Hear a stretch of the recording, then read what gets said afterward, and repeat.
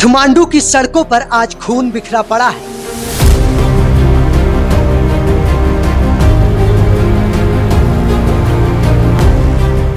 मां की गोद में तड़पता हुआ बेटा, अस्पताल के दरवाजों पर रोती हुई बहनें और संसद के गेट पर वो चीखें जिन्हें गोलियों ने हमेशा के लिए खामोश कर दिया।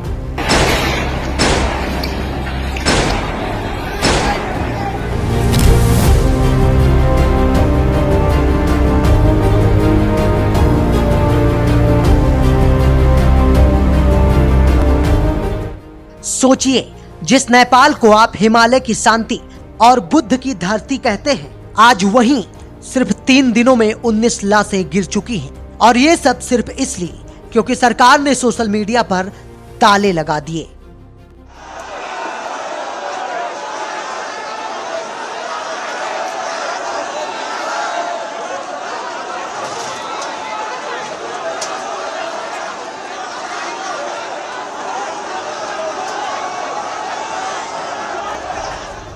जेड की वो भीड़ जो कल तक इंस्टाग्राम और व्हाट्सएप पर सपने बुन रही थी, आज सड़कों पर नारे लगा रही है।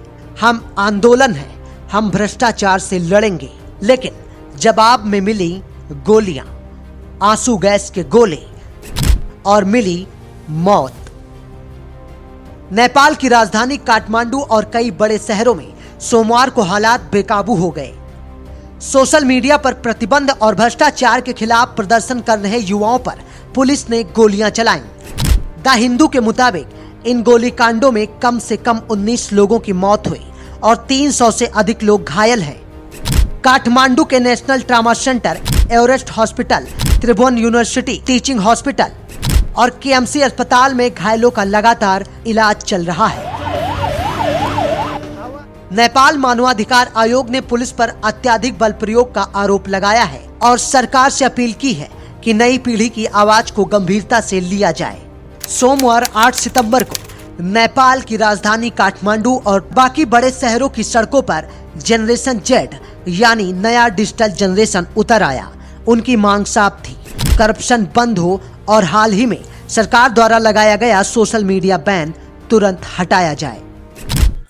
गोली खाएको छु, छातीमा यहाँ पनि गोली खाएको छु। मेरो चस्मा फुट्यो। आगे देश मैले प्रपर डकुमेन्टेसन बनाएको छु। यो मेरो रगत हो, नेपालीको रगत हो। नेताहरूले बगाएका छन्, right? We are going to stand together, every single one of them. Are you with me?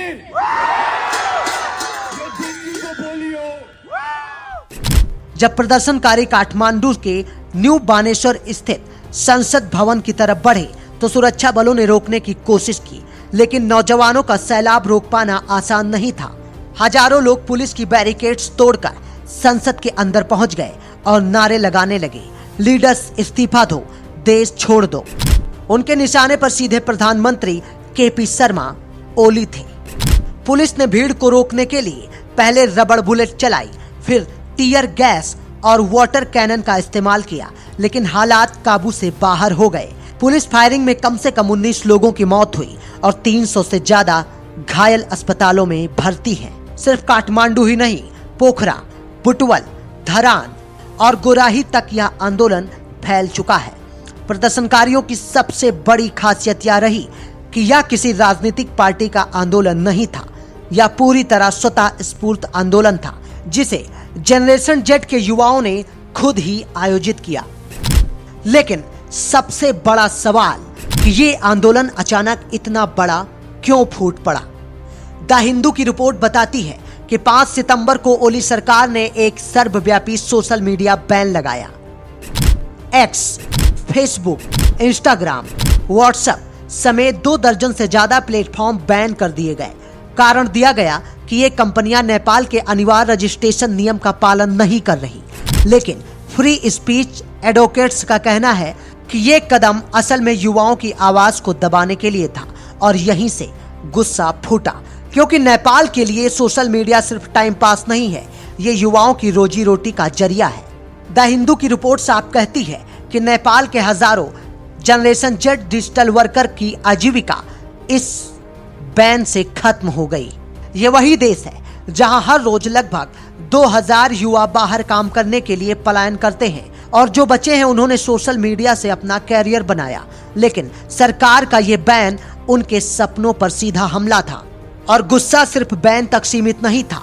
The Hindu की रिपोर्ट बताती है कि नेपाल के युवा नेताओं से ये सवाल पूछ रहे हैं, उनके टैक्स से नेताओं के बच्चों को विदेश क्यों भेजा जाता है?